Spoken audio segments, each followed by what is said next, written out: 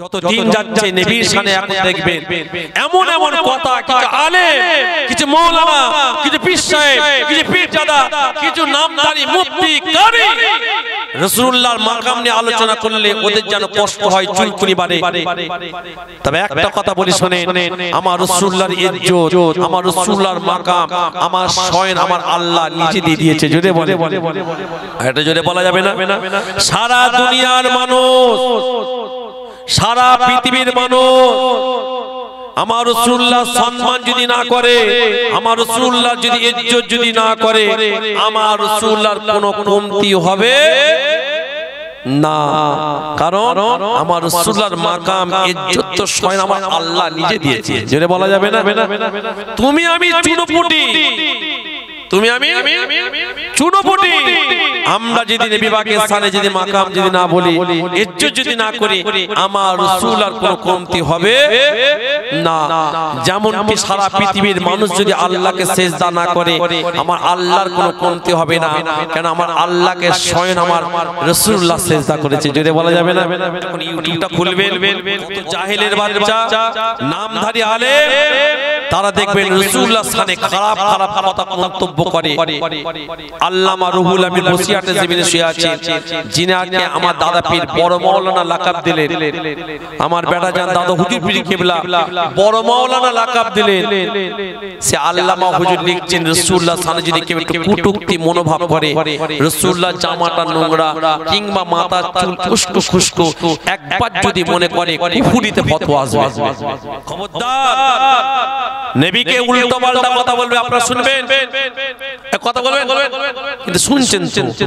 আমরা তো আবার সেই রকম আলেম দোকানে দাওয়াত করে এনে ঘরের মধ্যে দেশি মুরগি খাওয়ায়, আবার পোল্ট্রি নয়, ওই জন্য চর্বিটা বাড়াচ্ছে। গরুর গোশতের কোয়ালিটি আছে, আবার ওদের ওখানে আমরা স্পেশাল করে ঝুটোর গোশত বলছি, ঝুটোর গোশত খাওয়াচ্ছেন, ওদের তো চর্বি বাড়াচ্ছে।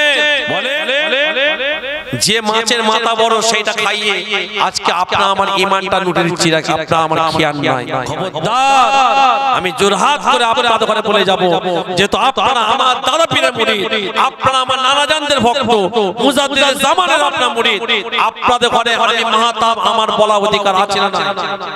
যেহেতু আপনাদের সাথে আমাদের একটা সম্পর্ক আছে, আমার ভাই অন্যায় করবে, আমার বলা অধিকার আছে না? আমার একটা কাছের মানুষ অন্যায় করবে, আমার বলা অধিকার আছে না? তাহলে আপনাদের ঘরে আমি মাহতাব এই কারণে বলছি, আপনারা আমাদের ঘরে, আপনাদের সাথে আমাদের একটা মুজাদ্দিদের জামান একটা সম্পর্ক করে দিয়েছে। কথা ঠিক না বেঠিক? কথা বলেন। আপনি যদি বলেন যে না ভাইজান এই সব কথা বলবেন না, তাহলে আমি মাহতাব মনে করব, তাহলে আপনি আমার দাদা পীরকে মোহাব্বত ভালোবাসা কেন ওয়ালার মধ্যে আপনি করছেন না। সব মানে নেব, সব মানে নেব, কিন্তু তুমি যখন আমার রাসূলুল্লাহর সাথে গুস্তাখি করবে, তাকাবুরি করবে, রিয়া করবে, রাসূলুল্লাহর মাকাম ইজ্জতকে তুমি যখন নিচ করতে যাবে, সেখানে আমার সাথে তোমার কোনো আপোষ থাকবে না। তুমি আমার যদি ভাই হও, তুমি আমার যদি কাছের মানুষ হও, তোমার সাথে এমনি আমি কথা বলতে পারি, কিন্তু এই নীতির জায়গায় আমি কিন্তু এক হতে পারি না। নবীর সাথে যখন গুস্তাখি আসবে, তাকাবুরি আসবে, রিয়া আসবে, আমি মাহতাব বলে যাচ্ছি, প্রয়োজন হয় তাদের ঘরে নবিয়ানা স্টেজ থেকে নামিয়ে দেবে। শুনছেন? আপনার নবীর শানে গুস্তাখি করছে, তাকাবুরি করছে, খারাপ খারাপ মন্তব্য করছে, আপনার সেখানে দাঁত কিনে। ও আমার ভাইয়েরা জোনেরা, কিতাবের মধ্যে পাওয়া যায় রাসূলুল্লাহর পাগল হযরত আব্দুর রহমান বিন জোসি হুজুরের জীবন সিরাতের মধ্যে পাওয়া যায়, আল্লাহ নবী রওজার পাশে যাবে, কবিতাটা বুকের মধ্যে জড়িয়ে ধরেছে। ও ভাইয়েরা, আব্দুর রহমান বিন জোসি কবিতাটা বুকের মধ্যে জড়িয়ে জড়িয়ে রাস্তা দিয়ে হাঁটতে লেগেছে। রাস্তা দিয়ে যেতে যেতে রাসূলুল্লাহর উপরে দরুদ শরীফ পড়তে লেগেছে, আমার নবী পাকের উপরে দরুদ শরীফ পড়তে লেগেছে। পড়তে পড়তে রাস্তা দিয়ে হেঁটে হেঁটে যাচ্ছে, আর মনে মনে ভাবছে, আমি আমার নবী পাকের দরবারে যাব, আমি আমার রাসূলুল্লাহ দরবারে যে আমি রাসূলুল্লাহ দরবারে এই কবিতাটা পড়ে পড়ে আমি আমার দয়ার নবীকে শোনাবো। ও ভাইজানেরা, আব্দুর রহমান রহমান বিন জুসি কবিতাটা লিখে বুকের মধ্যে ধরে যাচ্ছে আর দরুদ শরীফ পড়তে যাচ্ছে। রাত যায় দিন আসে, দিন যায় রাত আসে, রাত যায় দিন আসে, দিন যায় রাত আসে। এমত অবস্থায় আমার দয়ার নবী, আমার নূর নবী, আমার হায়াতুন নবী, আমার নবী মদিনার বাদশাকে স্বপ্ন দেখাতে লাগলেন। এই মদিনার বাদশা, এই মদিনার বাদশা, শোনো শোনো, আব্দুর রহমান বিন জুসি, আব্দুর রহমান বিন জুসি মদিনাতে আসছে। এই মদিনার বাদশা, শোনো শোনো, আব্দুর রহমান বিন জুসি কে যেন মদিনার মধ্যে প্রবেশ করতে না দেয়া হয়। আল্লাহর নবী মদিনার বাদশাকে স্বপ্ন দেখিয়ে বলছে যে আব্দুর রহমান বিন জুসি কে যেন মদিনা শরীফে প্রবেশ করতে না কি হয় দেয়া হয়। ও আমার বদ্ধভোগ এলাকার মানুষেরা, ও আমার মুজাদ্দিদের জামানের ভক্ত মুরিদানেরা, আপনাদের করে আমি মাতার জিজ্ঞাসা করতে চাই, আব্দুর রহমান বিন জুসি আমার রাসূলুল্লাহকে একজন মুহাব্বত করনে वाला কথা ঠিক না বেটি? রাসূলুল্লাহর আশিক, রাসূলুল্লাহ দিওয়ানা, রাসূলুল্লাহর একজন ফিদা, রাসূলুল্লাহর একজন আশিক উম্মত। অথচ রাসূলুল্লাহ মদিনার বাদশাকে স্বপ্ন দেখিয়ে দিলেন, এই মদিনার বাদশা আব্দুর রহমানকে যেন মদিনাতে যেন প্রবেশ করতে না দেওয়া হয়। ও ভাইজানেরা, ও জওয়ান যুবকেরা, ও পদ্মভোগ এলাকার মানুষেরা, আমার রাসূলুল্লাহ যখন মদিনার বাদশাকে স্বপ্নটা দেখালেন, আমার রাসূলুল্লাহ যখন মদিনার বাদশাকে স্বপ্নটা দেখালেন, মদিনার বাদশার ঘুমটা ভেঙে গেল। মদিনার বাদশার ঘুমটা ভেঙে যাবার পরে, মদিনার বাদশার ঘুমটা ভেঙে যাবার পরে মদিনার বাদশা একটু ভয় খেয়ে গেলেন। মদিনার বাদশা একটু কি হলো? ভয় খেয়ে গেলেন। কারণ আপনারা ইতিপূর্বে শুনেছেন যে রাসূলুল্লাহর লাশ মুবারক চুরি করার জন্য মদিনা জমিনে দুটো ইহুদি ধরা পড়েছিল, জানেন?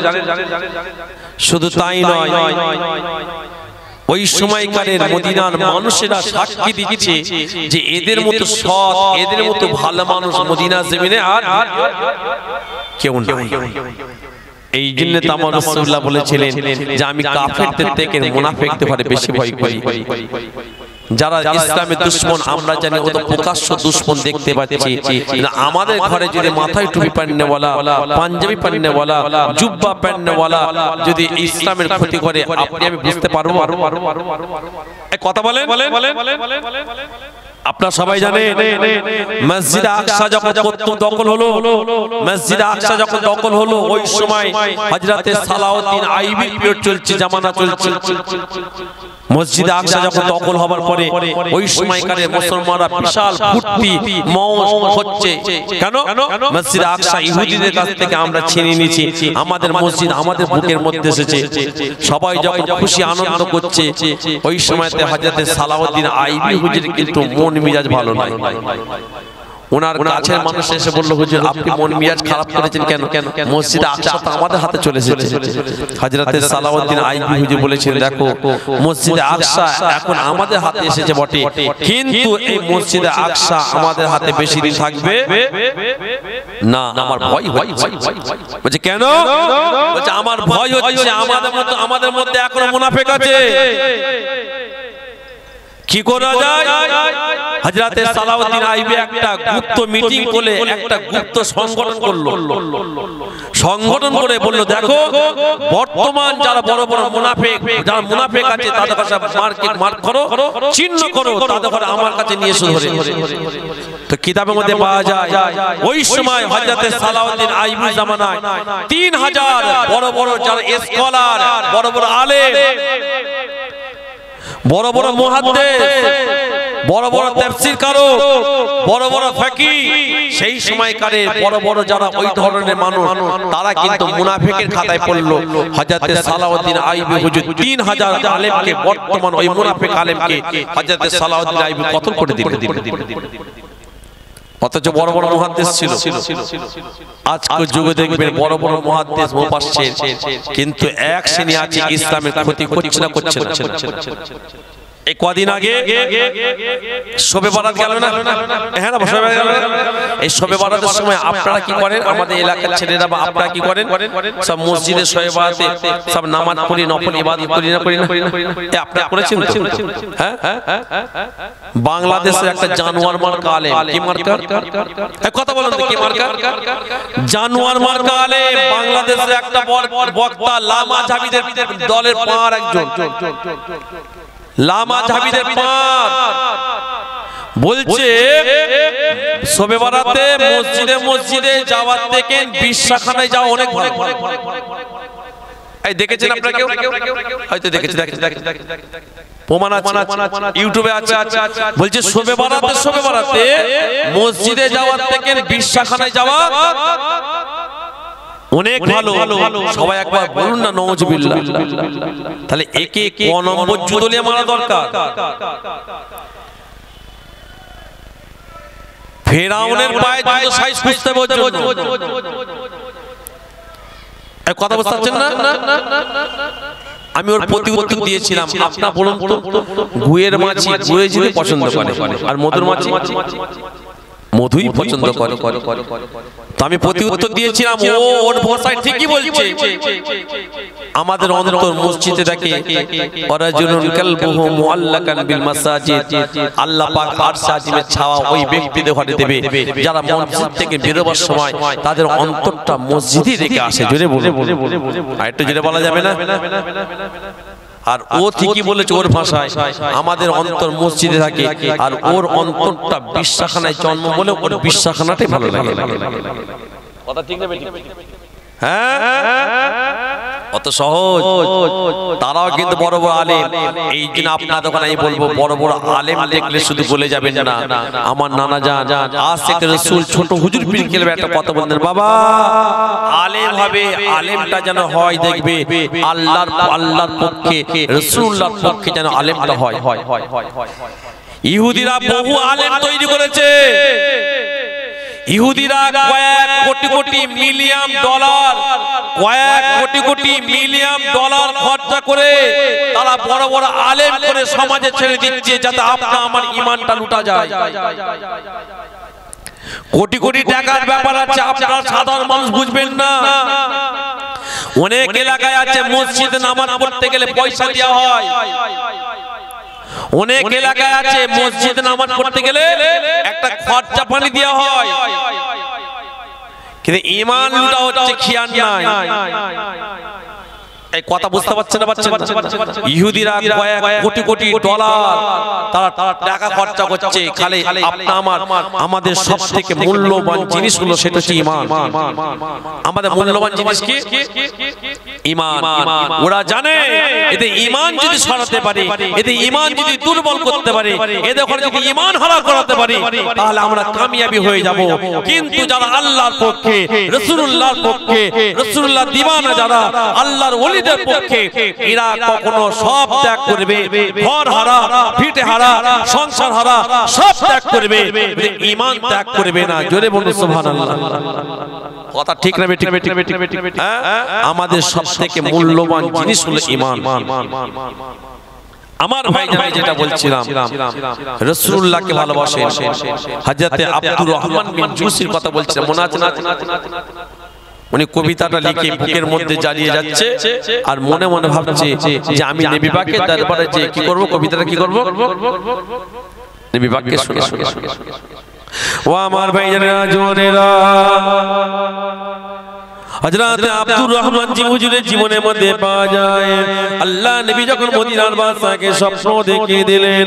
ও ভাইজানেরা, আল্লাহ নবী মদিনার বাদশাকে স্বপ্ন দেখাতে লাগলেন, হে মদিনার বাদশা শোনো শোনো, আব্দুর রহমানকে যেন মদিনার মধ্যে প্রবেশ করতে না দেওয়া হয়।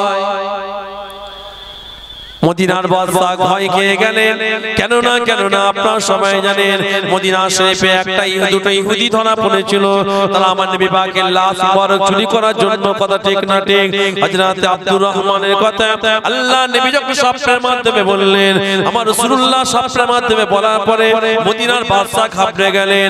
আব্দুর রহমান নিশ্চয়ই রাসূলুল্লাহর কোনো ক্ষতি করার জন্য আসছে, আব্দুর রহমান নিশ্চয়ই কোনো আমার নবী পাকের ক্ষতি করার জন্য আসছে। মদিনার বাদশা ওই সময়তে মদিনার বাদশা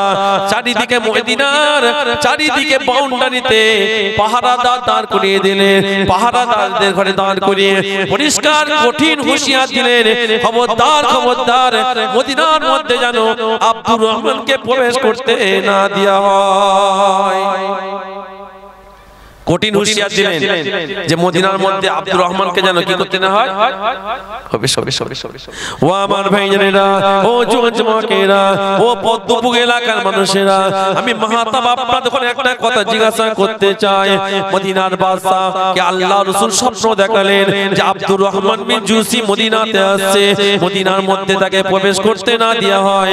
কিন্তু এবার আপনারা বলেন হযরত আব্দুর রহমান আসছে নবী পাকের মাজারে জিয়ারত করতে, রাসূলুল্লাহ রওজার কাছে আব্দুর রহমান আসছে, এটা আমার রাসূলুল্লাহ কি করে জানলো? কথা বলে এই কথা বলতে আপনাদের কি ঈমান দুর্বল নাকি? এটা বলতে পারছেন না, কমজোর হয়ে যাচ্ছে। এই জন্য বলি তো সবাই ওয়াজ শুনবেন না। এমন ফতোয়া এমন মশলা মাথায় ঢুকিয়ে দেবে আপনি ভাববেন সত্যি তাই তো নবী পাক কি করে জানলো।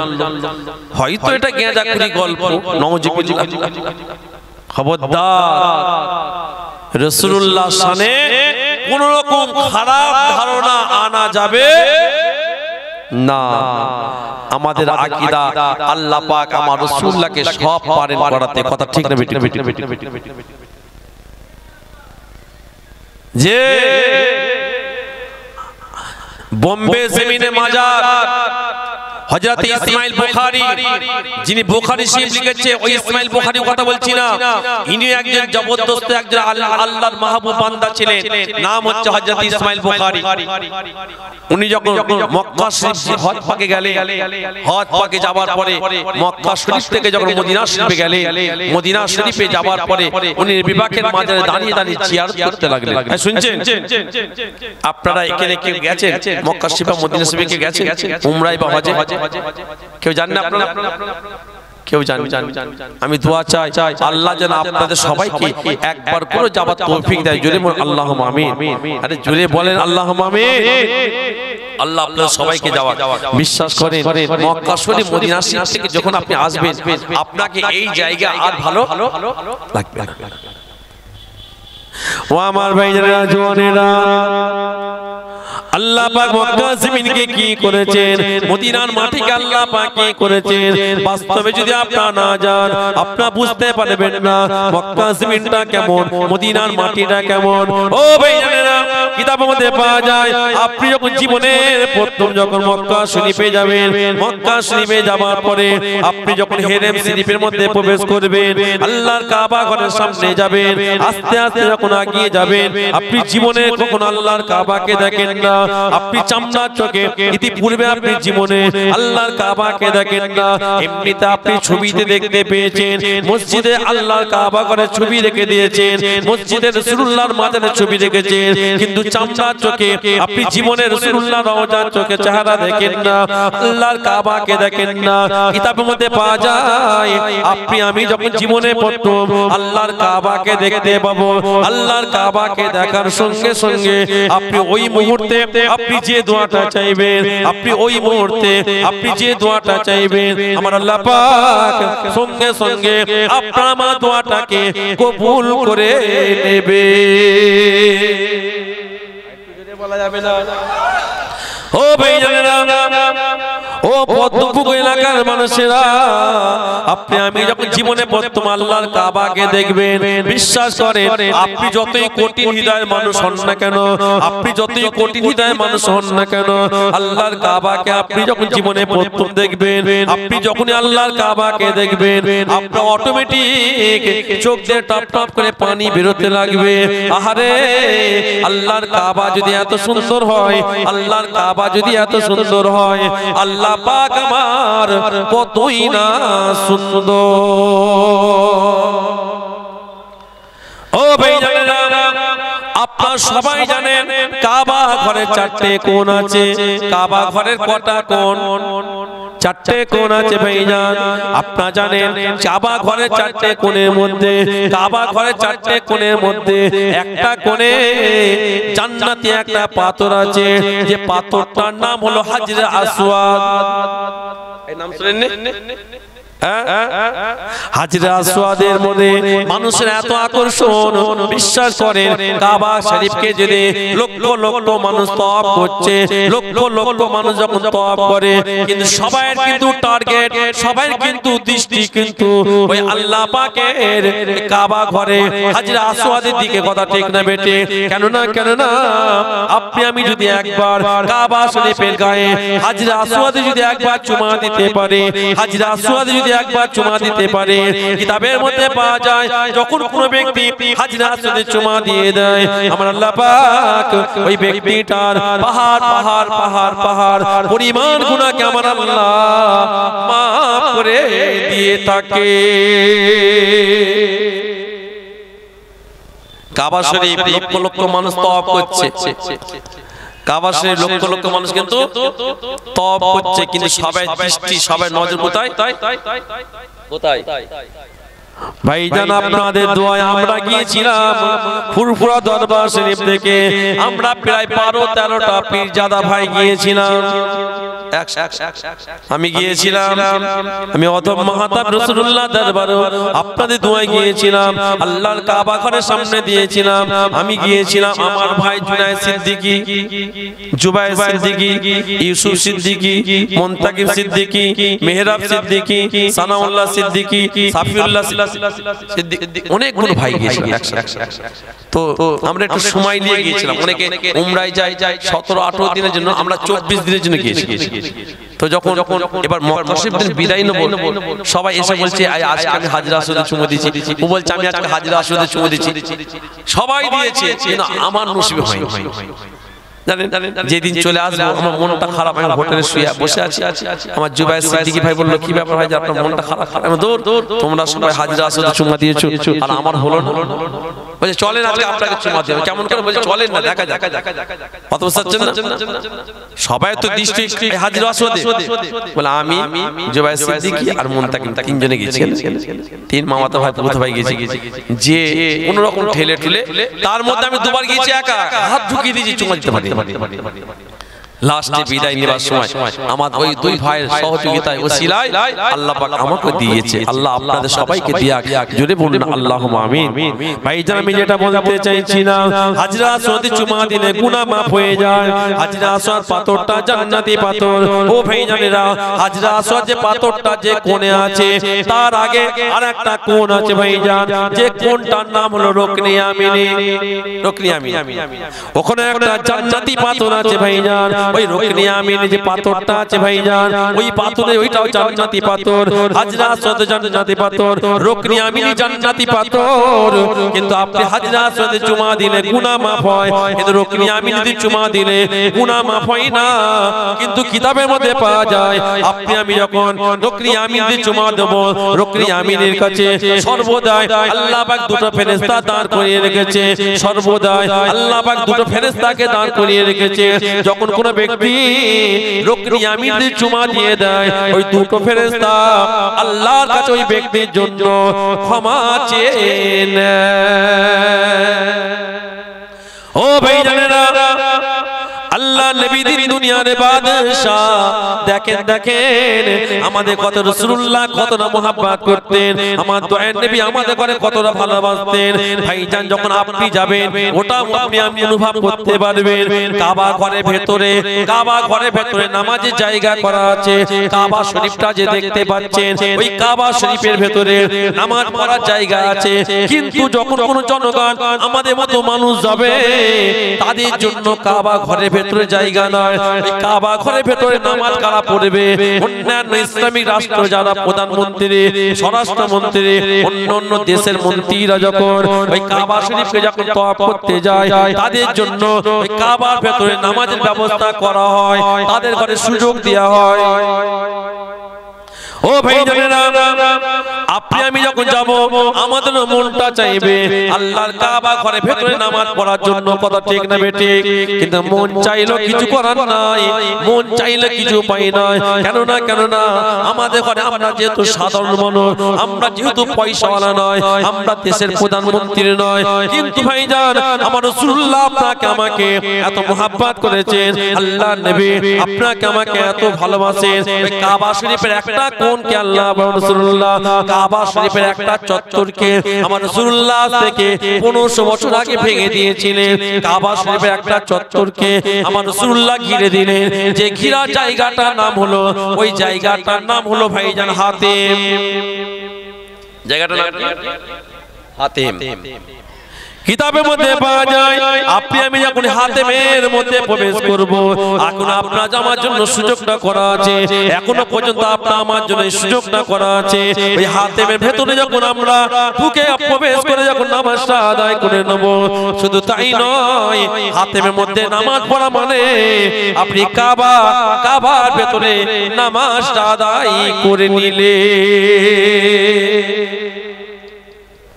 ও ভাইজানেরা, ও পদ্মপুর এলাকার মানুষেরা, আপনি যখন মক্কা শরীফ থেকে মদিনা শরীফে চলে যাবেন, আপনি মক্কা শরীফ থেকে যখন মদিনা জমিনে চলে যাবেন, মদিনা শরীফে যাবার পরে আপনি যখন নামাজটা পড়বেন, যে মসজিদে আমরা নামাজটা পড়ি, আমার রাসূলুল্লাহ মসজিদে নামাজ পড়িয়েছিলেন, মসজিদে নববী শরীফে, ওই মসজিদে নববী শরীফে নামাজটা পড়ার পরে হাজী সাহেবরা সবাই দৌড়াতে লাগে, হাজী সাহেবরা সবাই দৌড়াতে লাগে। কোথায় দৌড়াই জানা আছে আপনাদের? অন্য কোথায় নয়, হাজী সাহেবরা দৌড়াতে লাগে আমার রাসূলুল্লাহ রওজার কাছে ভাইজান। কেন না আমরা জীবনে রাসূলুল্লাহকে দেখলাম না, সারা জীবন নবী করলাম, সারা জীবন রাসূল করলাম। আপনি আমি যখন মদিনা শরীফে যাব, মদিনা শরীফে যাবার পরে আমরা যখন রাসূলুল্লাহর মাজারে জিয়ারত করতে যাব, রাসূলুল্লাহকে সালামটা দিতে যাব, রাসূলুল্লাহর মাজারের মধ্যে প্রবেশ করার আগে, রাসূলুল্লাহ রওজার কাছে যাবার আগে একটা গেট করা আছে ভাইজান, যে গেটটার নাম হলো বাবে সালাম। একটা গেট আছে, যে গেটটার নাম কি? বাবে সালাম। আপনারা যখন আমাদের পূর্ব শরীফে আমার বেটা যান দাদা হুজুর পীর কেবলা যখন মাজারে জিয়ারত করতে ঢোকে, একটা গেট থাকে না? হ্যাঁ, আমাদের বেলপাড়া মহল্লায় আমার পরদাদা হযরত হুসাইন বুখারী হুজুরের মাজার যখন জিয়ারত করতে ঢোকে একটা গেট থাকে না? এই কথা বলতে ঠিক আমার নবী পাকের রওজাতে প্রবেশ করার আগে একটা গেট আছে, যে গেটটার নাম কি বললাম? বাবে সালাম। ও ভাইজানেরা, কিতাবের মধ্যে পাওয়া যায়, শুধু তাই নয়, বাস্তবে আপনি দেখতে পাবেন। আপনি যখন বাবে সালামের মধ্যে প্রবেশ করবেন, বাবে সালামের মধ্যে প্রবেশ করার পরে আপনি আস্তে আস্তে গুটি গুটি পা নিয়ে আস্তে আস্তে রাসূলুল্লাহর মাজারের কাছে এগিয়ে যাবেন। আপনি দয়ার নবীর মাজারের কাছে যখন এগিয়ে যাবেন, আপনি বুঝতে পারবেন আমি রাসূলুল্লাহর মাজারের কাছে চলে এসেছি। আপনি বুঝতে পারবেন আমি আমার নবী পাকের মাজারের কাছে চলে এসেছি। ও ভাইজানেরা, আমার রাসূলুল্লাহর মাজারের চারিদিকে সোনালী কালারের জালি করা আছে, রাসূলুল্লাহর মাজারের কাছে সোনালী কালারের জালি করা আছে। ওই জালির কাছে আমার রাসূলুল্লাহ যে জায়গায় মাজার, একটা গোল ফাঁকা মুখ করা আছে, যেমন আপনারা দেখতে পাবেন যে কলসি হয়, কলসির মুখে মতো একটা ফাঁকা করা আছে। আপনি বুঝতে পারবেন ওইখানে আমার রাসূলুল্লাহর নাম মোবারক খানা লেখা আছে, ওইখানে আমার রাসূলুল্লাহর নামটা লেখা আছে। আপনি বুঝতে পারবেন এইখানে আমার দয়ার নবী শুয়ে আছে। আপনি তখন আমার দয়ার নবীকে সালামটা দেবেন, আসসালামু আসসালাতু ওয়াসসালামু আলাইকা ইয়া রাসূলুল্লাহ, আসসালাতু ওয়াসসালামু আলাইকা ইয়া হাবিবাল্লাহ, আসসালাতু ওয়াসসালামু আলাইকা ইয়া সাফিউল মুজলিমিন, আসসালাতু ওয়াসসালামু আলাইকা ইয়া রাহমাতাল লিল আলামিন। ও ভাইজানেরা, আল্লাহর নবী দরবারে যখন আপনি আমি সালামটা দেব, আমার রাসূলুল্লাহ পরিষ্কার জানিয়ে দিলেন, আমার রাসূলুল্লাহ যখন মাজারে এসে আমার উম্মত উম্মতিরা সালামটা দেবে, আমি রাসূলুল্লাহর সঙ্গে যেন ওই ব্যক্তিটা জীবিত অবস্থায় দিদার করে নিয়েছে। আরো জোরে বলেন। শুধু তাই নয়, আল্লাহ নবী আরো জানিয়ে দিলেন, আমি রাসূলুল্লাহ রওজার সামনে আমার যখন উম্মত উম্মতিরা এসে সালামটা দেয়, আমার জিয়ারতে করার জন্য আমার কাছে দাঁড়িয়ে যায়, কাল কিয়ামতের ময়দানে ওই ব্যক্তিটার জন্য আমার শাফাআতটা যেন ওয়াজিব হয়ে যায়। যে আর নবী পাকের সঙ্গে যদি আমরা কাউকে তুলনা করি, মানাবে? কথা বলছেন না কেন? হ্যাঁ, আশিক যারা হবে তারা কোন রকম রাসূলুল্লাহর শানে খারাপ মন্তব্য, কোন রকম খারাপ চিন্তা ভাবনা আনবে না। যেমনটি হযরত আব্দুর রহমান মিরজুসি কথা ভাবেন।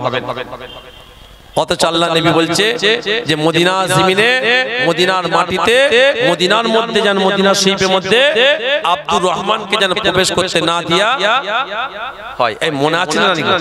আচ্ছা, আব্দুর রহমান নবী পাককে ভালোবাসেন? প্রতিদিন কতবার করে দুরূদ শরীফ পড়তে বললাম? কতবার? 1000 বার করে। শুধু তাই নয়, নবী পাককে কবিতা শোনাবার জন্য একটা সুন্দর করে নবীর শানে একটা কবিতা লিখলেন, যাতে রাসূলুল্লাহ তারিফ আর তারিফ। কিন্তু রাসূলুল্লাহ মানা করলেন যে খবরদার মদিনা জমিনে যেন আব্দুর রহমান প্রবেশ না করে। ও আমার ভাইজানেরা, জওয়ানেরা, হুজুরের জীবন সিরাতের মধ্যে পাওয়া যায় আব্দুর রহমান মিরজুসি আস্তে আস্তে মদিনা শরীফে যখন আসতে লাগলেন, মদিনা শরীফের কাছাকাছি যখন চলে আসলেন, মদিনার বাদশা যে বাউন্ডারির মধ্যে পাহারাদার লাগিয়ে রেখেছিল, আব্দুর রহমানকে দেখার সঙ্গে সঙ্গে মদিনার যারা পাহারাদার ছিল ভাইজান, আব্দুর রহমান মিরজুসিকে সবাই গ্রেফতার করে নিয়েছে, বন্দী করে নিয়ে আব্দুর রহমান মিরজুসিকে ঘরের মধ্যে জেলখানায় বন্দী করা হলো। বন্দী করে দিল। ও ভাইজানেরা, ও যুবকেরা, আব্দুর রহমানকে যখন ঘরের মধ্যে বন্দী করা হলো, জেলখানার মধ্যে রাখা হলো, আব্দুর রহমান মনে মনে ভাবে, কি এমন করলাম, কি এমন অন্যায় করলাম, আমাকে মদিনার বাদশা কেন বন্দী করলো, মদিনার বাদশা কেন আমাকে গ্রেফতার করলো? আমি আব্দুর রহমান তো কোনো অন্যায় করি না, আমি আব্দুর রহমান তো কোনো অন্যায় করি না, বরং আমি রাসূলুল্লাহকে একজন মুহাব্বত করি, আমি রাসূলুল্লাহকে ভালোবাসি, কিন্তু মদিনার বাদশা কেন আমাকে গ্রেফতার করেছে, আমি ব্যাপারটা বুঝতে পারলাম না। ও ভাইজানেরা, আব্দুর রহমানকে যখন বন্দী করা হলো, ওই রাত্রিতে মদিনার বাদশাকে আমার রাসূলুল্লাহ স্বপ্ন দেখাতে লাগলেন, হে মদিনার বাদশা, তুমি আব্দুর রহমানকে কেন বন্দী করেছো? কি বললেন?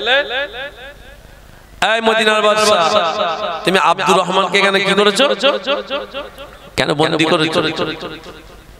ওই সময়তে মদিনার বাদশা স্বপ্নের মাধ্যমে আমার দয়ার নবীকে জিজ্ঞাসা করলেন, ইয়া রাসূলুল্লাহ, ইয়া হাবিবাল্লাহ, আপনি তো আব্দুর রহমানকে মদিনা শরীফের মধ্যে প্রবেশ করতে নিষেধ করেছেন, মদিনার মধ্যে যেন, মদিনা জমিনে যেন আব্দুর রহমান প্রবেশ না করে। ইয়া রাসূলুল্লাহ, ইয়া হাবিবাল্লাহ, এই কারণে আমি আব্দুর রহমানকে বন্দী করলাম, এই কারণে আব্দুর রহমানকে আমি গ্রেফতার করেছি। ও ভাইজানেরা, আল্লাহ নবী মদিনার বাদশাকে বললেন, এ মদিনার বাদশা, খবরদার, আব্দুর রহমানকে যেন বন্দী করে রাখতে যেও না, আব্দুর রহমানকে যেন বন্দী করে রাখতে যেও না। মদিনার বাদশা জিজ্ঞাসা করতে লাগলেন, ইয়া রাসূলুল্লাহ, ইয়া হাবিবাল্লাহ, আপনি মদিনার বাদশাকে আপনি আমাকে মানা করলেন, অথচ আপনি আব্দুর রহমানকে মদিনাতে প্রবেশ করতে মানা করলেন, আবার আপনি বলছেন যে আব্দুর রহমানকে বন্দী না করে, ইয়া রাসূলুল্লাহ, ইয়া হাবিবাল্লাহ, ইয়া রাসূলুল্লাহ, ইয়া হাবিবাল্লাহ, আপনি কেন আমাকে আমাকে মানা করছে, কারণটা আপনি আমাকে বলবেন। হুজুর বেয়াদবি ক্ষমা করে দেন, হুজুর বেয়াদবি maaf করে দেন। ও ভাই জানেরা, ও পদ্মপুকুর এলাকার মানুষেরা, ওই সময়তে আমার দয়ার নবী, আমার নূর নবী, আমার নবী মদিনার বাদশাকে বলেছিলেন, এই মদিনার বাদশা শোনো শোনো, আব্দুর রহমানকে বন্দী করো না, আব্দুর রহমানকে ছেড়ে দাও, আব্দুর রহমানকে তুমি ছেড়ে দাও, তবে মদিনা জমিনে জানো আব্দুর রহমান প্রবেশ করতে না পারে। কি বললেন? কি বলছে? এই শুনছেন তো নাকি? অবস্থা তো ভালো নয় নাকি? নারে তাকবীর, মানে কোন রকম একটু ঠেলে জোরে দিলেন, নারে তাকবীর। কি বললে? যে আব্দুর রহমানকে খবরদার বন্দি করে রেখো না, আব্দুর রহমানকে ছেড়ে দাও, তবে মদিনা শরীফের মধ্যে আব্দুর রহমানকে প্রবেশ করতে জানো না দেয়া হয়। ও আমার ভাইজানেরা, ও যুবকেরা, ওই সময়তে মদিনার বাদশা আমার নবী পাককে জিজ্ঞাসা করলেন, ইয়া রাসূলুল্লাহ, ইয়া হাবিবাল্লাহ, হুজুর বেয়াদবি maaf করেন, আপনি কেন আব্দুর রহমানকে ছেড়ে দিতে বলছেন, অথচ মদিনার মধ্যে প্রবেশ করতে নিষেধ কেন বলছেন? ওই সময়তে আমার দয়ার নবী, নূর নবী, হায়াতুন নবী বলেছিলেন, হে মদিনার বাদশা শোনো শোনো, আব্দুর রহমানকে বন্দী করো না। কেন না? কেন না? আব্দুর রহমান আমার একজন আশিক উম্মাহ, আব্দুর রহমান আমার একজন পাগল, আমার দিবানা উম্মাহ।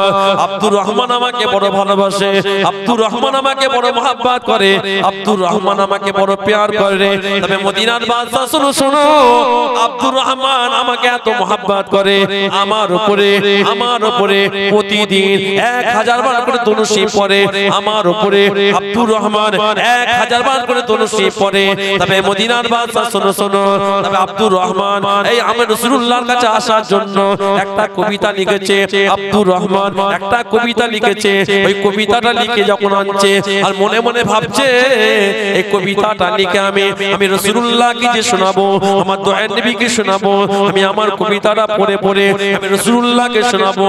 এই মদিনার বাদশা আব্দুর রহমান যদি মদিনাতে এসে আমি রাসূলুল্লাহ রওজার কাছে দাঁড়িয়ে দাঁড়িয়ে আব্দুর রহমান যখন আমাকে কবিতাটা শোনাবে, আব্দুর রহমান যখন আমাকে কবিতাটা শোনাবে, আব্দুর রহমান আমাকে এতটা মহব্বত করে, আব্দুর রহমান আমাকে এতটা ভালোবাসে, আব্দুর রহমান যদি আমি রাসূলুল্লাহ রওজার কাছে এসে কবিতাটা শোনাই, আমি রাসূলুল্লাহ আর রওজার মধ্যে থাকতে পারবো না, আমি রাসূলুল্লাহ আর কবরের ভেতর থাকতে পারবো না। আব্দুর রহমানের কবিতা শোনার জন্য আমি রাসূলুল্লাহ কবর থেকে, রওজা পাক থেকে আমি রাসূলুল্লাহ আব্দুর রহমানের সামনে দাঁড়িয়ে যাব। জোরে বলে ও ভাইজানেরা, ও পদ্মপুকুর এলাকার মানুষেরা, আল্লাহ নবী মদিনার বাদশাকে বললেন, শোনো শোনো, এই মদিনার বাদশা আব্দুর রহমানের কবিতা শোনার জন্য আমি রাসূলুল্লাহ যদি কবর মুকাদ্দাস থেকে যদি বেরিয়ে পড়ে, রওজা মুকাদ্দাস থেকে যদি আমি বেরিয়ে পড়ে, তাহলে আমার আল্লাহ পাক কিয়ামত শুরু করে দেবে, কিয়ামত চালু করে দেবে।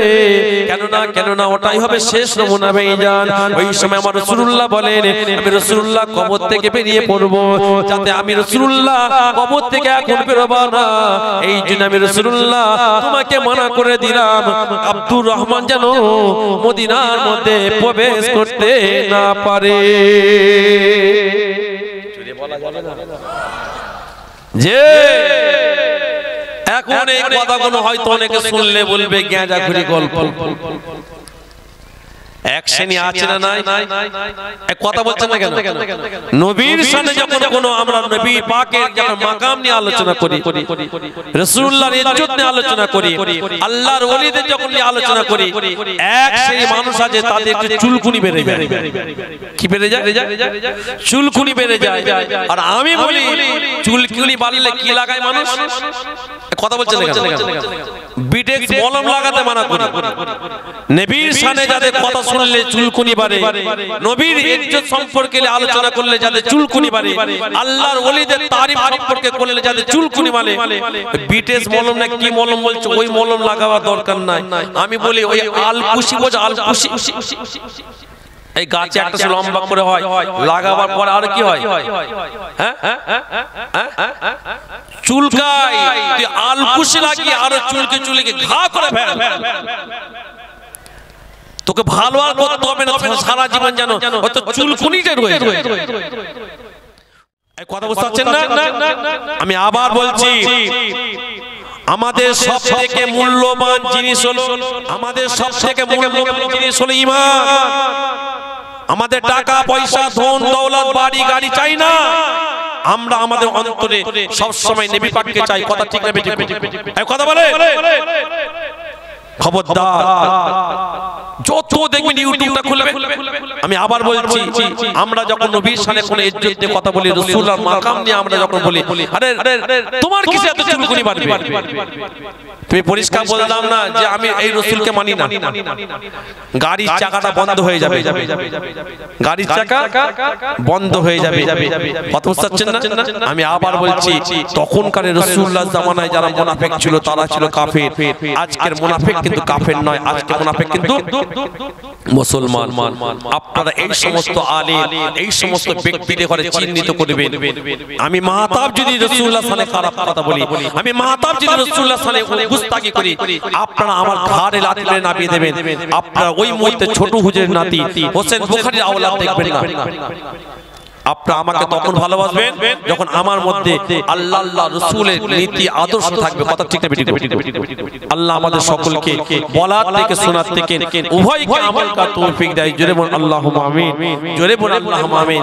মাশাআল্লাহ, আমার পরে আপনাদের সকলে কম বেশি পরিচিত আমার ভাই জানাব মাওলানা শাহানওয়াজ ভাই এসেছে।